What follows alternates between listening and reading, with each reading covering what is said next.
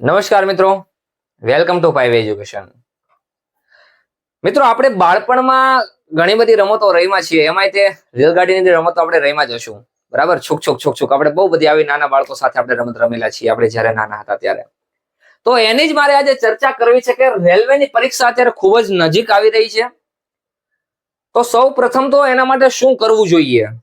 થોડા સમય પહેલા જ એની નોટિફિકેશન બહાર પાડી હતી ગવર્મેન્ટે. તો એના માટે આપણે શું કરવું જોઈએ? હું તમને એમ થતું હશે કે આપણે શબ્દ શા માટે વાપરે છે, કેમ કે એમાં હું પણ ઇન્ક્લુડ થઈ ગયો, એમાં હું પણ આવી ગયો, કારણ કે હું પણ અત્યારે ગવર્મેન્ટ સર્વન્ટ નથી. હું પણ આપની સાથે જ આપણી જેમ જ તૈયારી કરી રહ્યો છું. તો આપણે શું કરવું જોઈએ? કોઈ પણ સફળતા સુધી પહોંચવું હોય, કોઈ પણ સરકારી પરીક્ષા પાસ કરવી હોય તો આપણે શું કરવું જોઈએ? તો સૌ પ્રથમ તો જે કોઈ પરીક્ષાની આપણે તૈયારી કરી રહ્યા છીએ એનો સિલેબસ આપણી પાસે રેડી હોવો જોઈએ, એટલે કે એનું બંધારણ, એનું માળખું આપણી પાસે રેડી હોવું જોઈએ. તો એ માળખાની આજે ચર્ચા કરવાની છે કે રેલવે ગ્રુપ ડી 2025 જે પરીક્ષા લેવાનાર છે તો એમાં સિલેબસમાં શું છે, બરાબર? સૌ પ્રથમ તો આપને હું એ ચોખવટ કરી દઉં કે તમે એની જે નોટિફિકેશન છે એમાં સિલેબસ જોયો હશે તો એના કરતા થોડોક આપણે અહીંયા વધારે દેખાઈ રહ્યો હશે. તો ખાસ એટલા માટે મેં એવા ઘણા બધા ટોપિક્સ અહીંયા લીધા છે કે માત્ર ને માત્ર નોટિફિકેશનમાં જે ટોપિક્સ છે મેં એ અહીંયા નથી લખ્યા. એના સિવાયના એવા ટોપિક પણ મેં લીધા છે કે પાછળના વર્ષોમાં જે રેલવેની ગ્રુપ ડી ની પરીક્ષા લેવાની છે એમાં જે પ્રશ્નો પૂછાણા છે એના પણ મેં ટોપિક્સ અહીંયા સાંકળી લીધા છે કે જેથી કરીને પરીક્ષામાં સિલેબસની બહાર કદાચ થોડુંક જાય તો પણ આપણે એનાથી બહાર ના જઈએ અને આપણને એ પણ આવડી શકે, બરાબર? તો વાત કરીએ કે કેવા કેવા ટોપિક્સ અહીંયા છે. પહેલા તો 4 મેઇન પાર્ટ મહત્વના કહેવાય. તો સૌ પ્રથમ તો ગણિત, કે જે માથાનો દુખાવો આપ સૌને લાગે છે, પણ હકીકતમાં સૌથી સરળ જો હોય તો એ ગણિત છે. સૌ પ્રથમ ગણિત એ 25 માર્કનું પૂછાઈ જવાનું છે મિત્રો. ત્યારબાદ હું વાત કરું કે રીઝનિંગ એટલે કે તાર્કિક શક્તિ, આપણે વિચારણાથી એના જવાબો આપવાના છે. એ 30 માર્કનું મિત્રો, 30 માર્ક એટલે ઓછા ના કહેવાય. સૌથી વધારે માર્કનું પૂછવાનું હોય તો રીઝનિંગ છે. અને ગણિત કરતા ટોપિક ઓછા છે પાછા, તો એ કરવું આપણા માટે બહુ જ જરૂરી બની શકે છે. ત્યારબાદ વિજ્ઞાન એટલે કે સાયન્સ, એ 25 માર્કનું પૂછાઈ જવાનું છે મિત્રો, ખાસ યાદ રાખજો, વિજ્ઞાન છે. અને ત્યારબાદ છે જીકે. આપણને બધાને જો ગુસ્સો આવતો હોય, ના કરવું ગમતો હોય એવો ટોપિક એટલે કે જીકે, એ પૂછાઈ જવાનું છે 20 માર્કનું. એટલે એ લોકોએ સમજીને થોડા ઓછા માર્ક રાખી દીધા કે આ લોકોને કરવું ઓછું ગમતું હોય છે, બરાબર? એવું નથી હોતું, પરંતુ જરૂરી છે. જીકે ખૂબ જ જરૂરી છે, જનરલ નોલેજ, બરાબર છે? તો આપ સૌ જોવો કે આમાં સૌથી વધારે માર્કનું શું છે, તો એ છે રીઝનિંગ. તો આ કરવું સૌથી જરૂરી બને. હવે ઘણી બધી વાર આપણને ખુદને એવો પ્રશ્ન થાય, ને મને તો થાય જ છે કે સૌથી પહેલા શું કરવું. તો સૌથી પહેલા શું કરવું એના જગ્યાએ પ્રશ્ન એવો થવો જોઈએ કે સૌથી છેલ્લે શું કરવું. તો આપ સૌ અહીંયા જોવો છો એ પ્રમાણે તે સૌથી ઓછા માર્કનું હોય ને એ છેલ્લે કરવું, લાસ્ટમાં. એટલે લાસ્ટમાં શું રખાય? જીકે, બરાબર? અને જીકે એટલે એવું નથી કે એની સ્પેશિયલ બુક. જીકે એટલે એવું નથી હોતું. જીકે એટલે કે તમામ વસ્તુ એમાં આવી ગઈ, તમામ વસ્તુ એમાં સાંકળી લીધી છે, બરાબર? પરંતુ પેટા ટોપિક વાઇઝ આપણે જોવા જઈએ કે કેવા કેવા ટોપિક્સ છે. સૌપ્રથમ વાત કરીએ ગણિતની. ગણિતમાં શું શું પૂછાઈ જવાનું છે? સૌથી પહેલા તો સંખ્યા જ્ઞાન આવી જવાનું છે. ત્યારબાદ છે વર્ગ અને વર્ગમૂળ. ત્યારબાદ સરસ મજાનો ટોપિક ઘન અને ઘનમૂળ. આ બંને ટોપિક આપણે એક સાથે લઈશું, બરાબર? ત્યારબાદ છે ભાગુસભા છે, એ પૂછાઈ જવાનું છે. ત્યારબાદ છે ઘાત અને ઘાતાંક. ત્યારબાદ લસા અને ગુસા. ખાસ યાદ રાખજો, આનો એક પ્રશ્ન હોય જ 99.99% મિત્રો.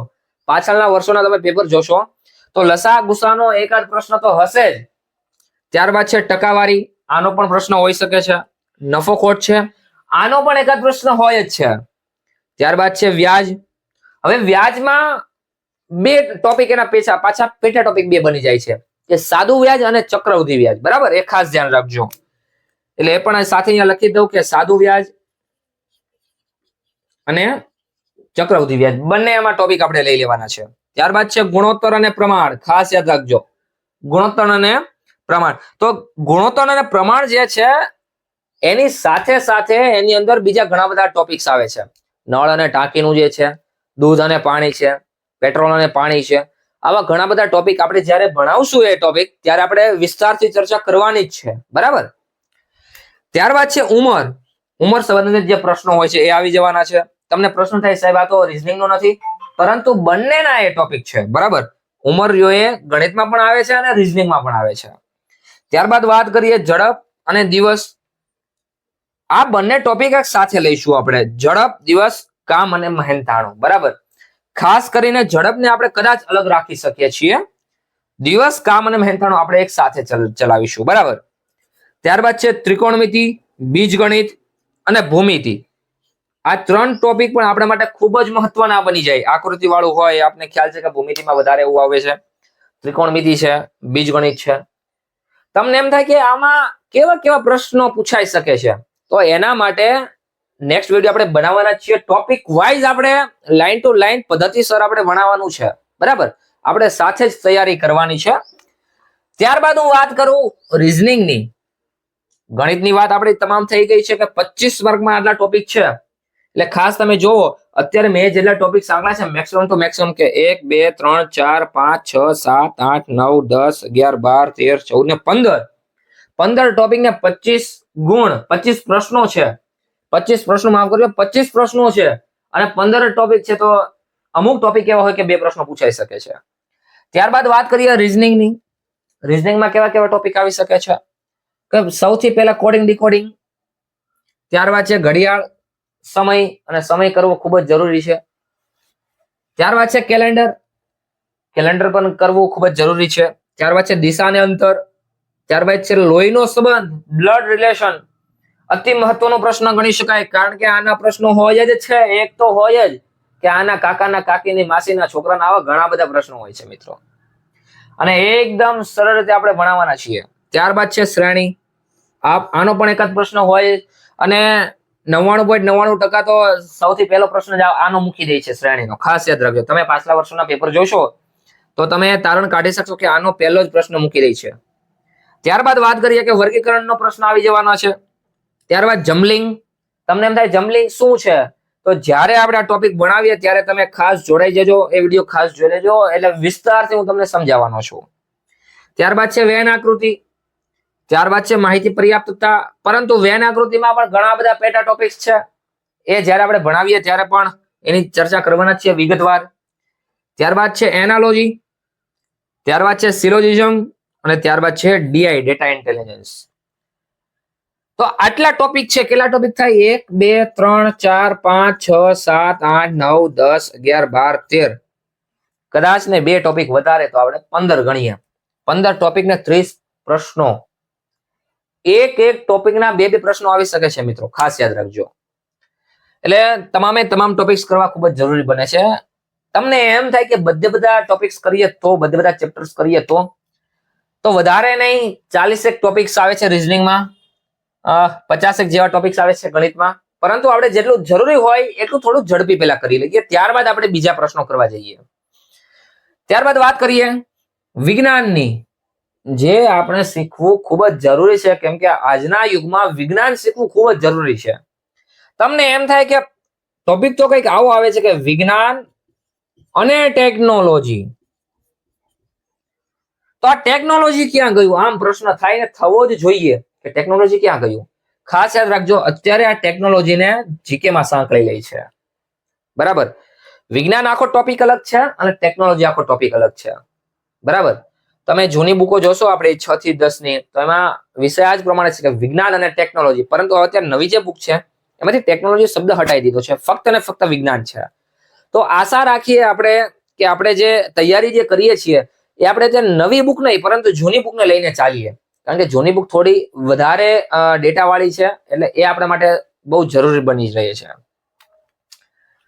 તો વાત કરીએ વિજ્ઞાનમાં કેવા કેવા પ્રકારના ટોપિક આવે છે. તો આપ સૌ ભણ્યા છો, આપણે સૌ ભણ્યા છીએ કે વિજ્ઞાન 3 ટોપિકનું બનેલું છે, 3 ભાગનું. ભૌતિક વિજ્ઞાન, રસાયણ વિજ્ઞાન અને જીવ વિજ્ઞાન. પ્રશ્ન થાય કે આમાં એવું તો શું આવે? 3 ટોપિકમાં અલગ અલગ ભિન્ન એવા કેવા ટોપિક આવે, અંદર પેટા પ્રકાર કેવા આવે? તો આ જ્યારે વિગતવાર જ્યારે હું તમને સમજાવીશ ત્યારે તમે વિડીયો જોઈ લેજો કે અંદર શું એવું પેટા ટોપિક આવે છે. જેમ કે ભૌતિક વિજ્ઞાન છે તો એમાં પણ સમય આવે, કાર્ય આવે, ઝડપ આવે, ઘણા બધા ટોપિક એમાં આવી જાય છે. રસાયણ વિજ્ઞાન છે, તો ધાતુ છે, અધાતુ છે, અર્ધધાતુ છે, એસિડ, બેઝ, ક્ષાર, ઘણા બધા ટોપિક. જીવ વિજ્ઞાન છે, જીવ વિજ્ઞાનમાં પાચન તંત્ર, શ્વસન તંત્ર, કંકાલ તંત્ર, ઘણા બધા, માનવ મગજ છે, હૃદય છે, હાડકા છે, પેશીઓ છે, ઘણું બધું આવી જાય, એ છે જીવ વિજ્ઞાન. બરાબર. એટલે 3 ટોપિક આપણા માટે ખૂબ જ મહત્વના, અતિ મહત્વના બની જાય. અને 25 માર્ક નું છે, કઈ ઓછું ના કહેવાય. 25 માર્ક નું છે ભાગ. બરાબર. અને ત્યારબાદ વાત કરીએ મહત્વનું, એટલે કે જીકે. જીકે છે ને તૈયારીનો રાજા કહેવામાં આવે. ભલે એના પ્રશ્નો ઓછા હોય, પરંતુ બહુ જરૂરી છે. બરાબર. કોઈ પણ પરીક્ષાનો તમે ઇન્ટરવ્યુ દેવા જાઓ તો તમને ગણિત, રીઝનિંગ આવું ઓછું પૂછે, જીકે માંથી વધારે પૂછે. બરાબર. તો આ કરવું ખૂબ જ જરૂરી બને. ભલે 20 માર્ક નું છે, પરંતુ કરવું અતિ મહત્વનું છે. એમાં કેવા કેવા પ્રકારના ટોપિક છે? પહેલા તો જીકે ના કોઈ ટોપિક તમે પાડી જ ના શકો, કેમ કે ઢગલો ટોપિક છે, ઢગલો. પરંતુ છતાંય તે મેં થોડુંક સાંકળ્યું છે. વર્તમાન પ્રવાહ. વર્તમાન પ્રવાહ એટલે કે આજના સમયમાં, અત્યારે વર્તમાનમાં અત્યારે કેવી કેવી સ્થિતિઓ ચાલી રહી છે, કેવી કેવી સિચ્યુએશન આવે છે, એ બધું આપણે કરી લેવાનું છે. ખેલકૂદ, રમત ગમત, રમત ગમત લઈને જેટલી પણ રમતો છે, અત્યારે કેટલી રમતો ચાલી રહી છે, કેટલી રમતો પાછલા 10-15 વર્ષોમાં રમાઈ ચૂકી છે, એના ખેલાડીઓ કોણ છે, કયા ખેલાડીએ શેમાં સફળતા પ્રાપ્ત કરી છે, શેમાં સિદ્ધિઓ હાંસિલ કરી છે, આ બધું આપણે કરવું ખૂબ જ જરૂરી બને છે. ત્યારબાદ અર્થશાસ્ત્ર છે, ત્યારબાદ બંધારણ છે. હવે આ ટોપિક એવા છે ને, બહુ જ વિશાળ છે, અતિ વિશાળ. આ બંધારણ છે, લ્યો, આપ સૌ જાણો છો પ્રમાણે બંધારણ કરવું એ બહુ જ અઘરું પણ કહી શકાય, પરંતુ કોઈ સરળ રીતે આપણને સમજાવી શકે એમ હોય તો આપણે સરળ રીતે પણ સમજી શકીએ છીએ. અર્થશાસ્ત્ર એ પણ એવો ટોપિક છે કે એની અંદરમાં પેટા પ્રકારોમાં ઘણા બધા પ્રકારો આવી જાય. બરાબર. જ્યારે આપણે વિગતવાર જ્યારે સમજાવીશું ત્યારે આપણે ખ્યાલ જ છે, આપણે સરળતાથી સમજી શકવાના છીએ. તો મિત્રો આટલા ટોપિક્સ છે આપણી પાસે. ગણિતના 25 પ્રશ્નો, રીઝનિંગના 30 છે, વિજ્ઞાન 25, જીકે 20. આટલામાંથી આપણે બધું સાંકળવાનું છે. આટલું આપણે ખાલી કરીએ એટલે આપણી જે ગ્રુપ ડી ની પરીક્ષા છે એમાં 99.99%, 100% તો હું પણ ના કહી શકું, 99.99% આપણું પરીક્ષા માટેનું તમામે તમામ જે સાહિત્ય કહેવાય એ બધું શું થઈ જાય, કવર થઈ જાય છે આટલા ટોપિક્સમાં. બરાબર. 99.99, કેમ કે 0.01% ની ડેટોલ વાળા પણ ગેરંટી નથી લેતા. ડેટોલ વાળા પણ એમ કે આ ધોતે જાવ ધો કે પછી એટલે એક કીટાણુ તો રાખી દે, એટલે ગેરંટી. જો એમને ના લેતા હોય તો મારે પણ લેવાય નહીં. બરાબર. એટલા માટે હું કહું છું કે 99.99% સિલેબસ આમાં કવર થઈ જાય છે. 0.01% બહાર એ લોકો જઈ શકે છે. બરાબર. અને ગવર્મેન્ટ સામે આપણે કોઈ આર્ગ્યુમેન્ટ પણ ના કરી શકીએ કે તમે આનું નતું કીધું, છતાં પણ કેમ પૂછ્યું. તો આટલાનું આપણે આવતીકાલથી જ ચાલુ કરી દેશું. વધારે હવે રાહ નહીં જોઈએ. આવતીકાલથી જ ડેઈલી એક વિડીયો આપની પાસે આવી જશે. ભાગ પ્રમાણે પણ આવી શકે છે કે સૌથી પહેલા સંખ્યા જ્ઞાન છે તો સંખ્યા જ્ઞાનના 1-2 ભાગ આપણે મૂકીશું. વર્ગમૂળ છે તો એના જેટલા પણ ટોપિક્સ છે એ બધાને સાંકળીને આપણે વિડીયો બનાવીશું અને ત્યારબાદ ધીરે ધીરે બધા ટોપિક કવર કરશું. તમને એમ થાય કે સૌથી પહેલા ગણિત આવશે, રીઝનિંગ આવશે, વિજ્ઞાન આવશે કે જીકે આવશે, એવું નથી મિત્રો. ગણિતનો ટોપિક 1-2 લઈ લેશું, ત્યારબાદ રીઝનિંગ લેશું, ત્યારબાદ વિજ્ઞાન લેશું, જીકે ના પણ ટોપિક લેશું આપણે. બરાબર. એમ થાય કે સૌથી પહેલા કયો ટોપિક આવશે, તો સૌથી પહેલા જે પાયો ગણિતનો કહેવાય એટલે કે સંખ્યા જ્ઞાન, ત્યાંથી જ આપણે શરૂઆત કરશું. સંખ્યાના પ્રકારો જે છે, ત્યારબાદ રીઝનિંગમાં આ એક ટોપિક એવો છે સંખ્યા જ્ઞાન કે ગણિત અને રીઝનિંગનો કોમન ટોપિક છે. બરાબર. બંનેમાં એના પ્રશ્નો પૂછાઈ શકે છે. બરાબર. તો આવતીકાલથી જ આપણે ચાલુ કરી દેવાના છીએ. તો આપ સૌ જોડાયેલા રહેજો, વિડીયો જોતા રહેજો, અને બીજું ખાસ લાઈક અને આપણી જેમ જ જે આપણા બીજા અન્ય મિત્રો તૈયારી કરે છે એમના સુધી શેર કરવાનું ચૂકતા નહીં. અને બીજું, તમને એમ થાય કે આજે સાહેબ વિડીયો નહીં મૂક્યો હોય, આજે આપણા મિત્રએ વિડીયો નહીં મૂક્યો હોય, તો એના માટે તમને ખબર પડે, એના માટે બાજુમાં જે ઘંટડી આવે ને, ઘંટડી બે લાઈકન દબાવી દેવાનું, એટલે તમને ખ્યાલ આવે કે નહીં આજે આપણો નવો વિડીયો આવી ગયો છે. બરાબર. તો જોતા રહેજો, શીખતા રહેજો. મળીએ છીએ આવતીકાલથી એક નવા ટોપિક સાથે, એક નવા વિડીયો સાથે. ત્યાં સુધી રમતા રહો, ખેલતા રહો, જોતા રહો વિડીયો, શીખતા રહો. જય હિન્દ.